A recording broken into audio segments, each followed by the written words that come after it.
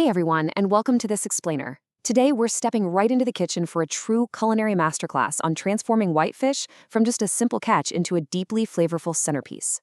We're going to look at how different applications of heat, specifically the bold contrast between wood-fired planking and moisture-locking steaming, can completely alter the flavor profile and texture of delicate fillets. Here's our roadmap for today. We'll start with the whitefish canvas, move on to fire, wood, and smoke, and then explore the science of steam.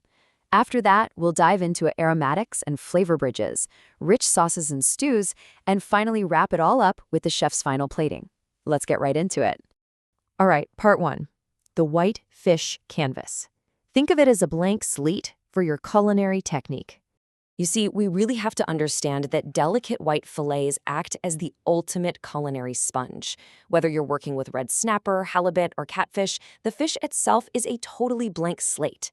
Its final taste and texture are completely defined by the specific heat and techniques we choose to apply. As a chef, I like to look at our two primary paintbrushes as aggressive dry heat versus gentle wet heat. Over on the left side of our spectrum, wooden planks introduce this incredibly robust, smoky flavor directly over an open fire. But on the right side, steaming uses a gentle trap to prioritize intense moisture retention and a wonderfully clean flavor profile. Moving on to part two, fire, wood, and smoke. We're looking at the strict mechanics of planking and crisping. Listen, if you want to properly use pecan or cedar wood for that distinct smoky flavor, you absolutely must soak the shingles in clean water first. If you skip this step, well, you're literally just building a very expensive bonfire inside your grill. Once soaked and dried, you want to lightly spread oil strictly on the center portion where the fish is going to sit. Then, you place the entire shingle on a well-heated coal fire, positioning it close to the heat until you see that plank visibly start to smoke.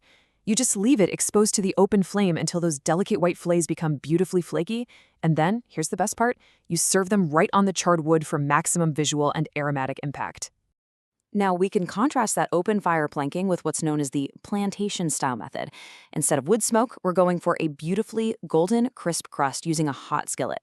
You dust your catfish fillets with a seasoning mix of paprika, flour, salt, and pepper, and then sauté them in a thick skillet with vegetable shortening. This high-heat skillet crisping creates an amazingly golden exterior, which is then topped with a rich blend of cooked spinach, tomatoes, sour cream, and Parmesan cheese before a final broil. It's a completely different textural experience, giving way to a really satisfying crunch, rather than the woody flakiness of the plank. Okay, let's pivot to part three, the science of steam. This is all about trapping moisture for absolute delicate perfection. By steaming fish over a bed of spinach, you create a natural barrier that locks in moisture perfectly. You take some thick foil, lay your spinach, place the fillet right on top, and add a savory mix of sautéed garlic, onions, white wine, and basil. Now, the absolute trick here, and honestly, this is the secret to never serving dry fish in your kitchen again, is to roll up a foil packet to purposefully leave some empty space. This physically allows the steam room to expand. You then tightly double seal the edges. Grill these sealed packets seam side up directly above mid-coals, letting that trapped, moisture-rich microclimate gently cook the fillets to flaky perfection. Now, as a chef, I know what you're thinking. Microwaving fish sounds like a total culinary sin, right? But the science is completely sound if you understand geometry. We can harness steam indoors beautifully. The outer edges of a microwave dish receive the most intense energy.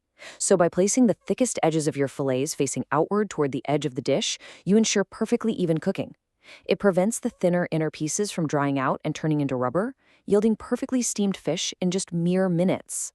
Next up, part four, aromatics and flavor bridges. This is where we elevate the catch with ginger, wine, and herbs. Aromatics completely define the final dish. For microwave steaming, piercing a whole red snapper in several places allows slivered ginger, green onions, and sherry to deeply penetrate the meat, bringing these incredibly bright snaps of flavor. If you're poaching in parchment paper, a rich stock reduction with fresh chopped purple basil and skinned tomatoes completely transforms a delicate halibut. And for our foil steaming, we lean on the classic, foolproof trio of dry white wine, garlic, and green pepper strips to complement the catch.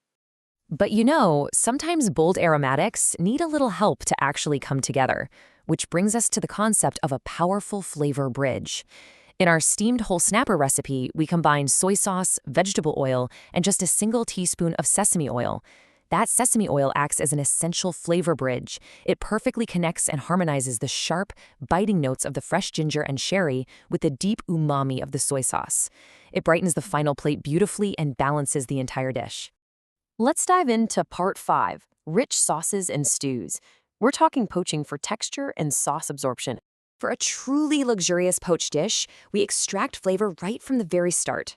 We cook the fillets in a microwavable dish alongside water, dry white wine, carrots, celery, onion, peppercorns, lemon, parsley, and a bay leaf. Once it's flaky, we remove the fillets and strain that incredible stock, tossing the veggies. We then use that rich stock to build a creamy sauce, melting butter and flour, gradually adding half and half, and stirring in shredded Swiss cheese until it's bubbly and thick. Spooning this over the fillets and finishing with paprika and dry seasoned breadcrumbs, man, it adds a much-needed texture contrast to the soft poached fish. Alternatively, we can look at the Portuguese fisherman stew. This uses a slow 30-minute simmer to build an incredibly rich broth. You cook onions and garlic in margarine until they're transparent, then pour in water, chicken broth, stewed tomatoes, thyme, and bay leaves. The secret ingredient here is patience. You have to let the broth reduce and concentrate so that when the fish finally goes in for the last 5 to 10 minutes, it acts like a sponge. This gentle poaching allows the delicate white fillets to soak up every single drop of those concentrated tomato and herb flavors without overcooking. Finally, part 6, the chef's final plating. It's time to choose the right technique for your canvas. As this quote reminds us, mastering fish is really about mastering physics, like leaving room for steam to safely expand in your foil packets or properly managing the direct heat of hot coals. But ultimately, your choice of technique dictates the entire sensory experience. Are you looking for the robust, charred kiss of pecan smoke on an open fire that gives the fish a firm, flaky texture? Or are you aiming for the delicate, moisture-locked perfection of a foil packet where the fish yields to a fork like butter? Both methods brilliantly transform a basic catch into an absolute culinary masterpiece. The real question is, now that you're armed with the science of moisture and the mechanics of fire, will you tame the flame or trap the steam in your kitchen tonight? Thanks so much for joining me on this explainer, and happy cooking.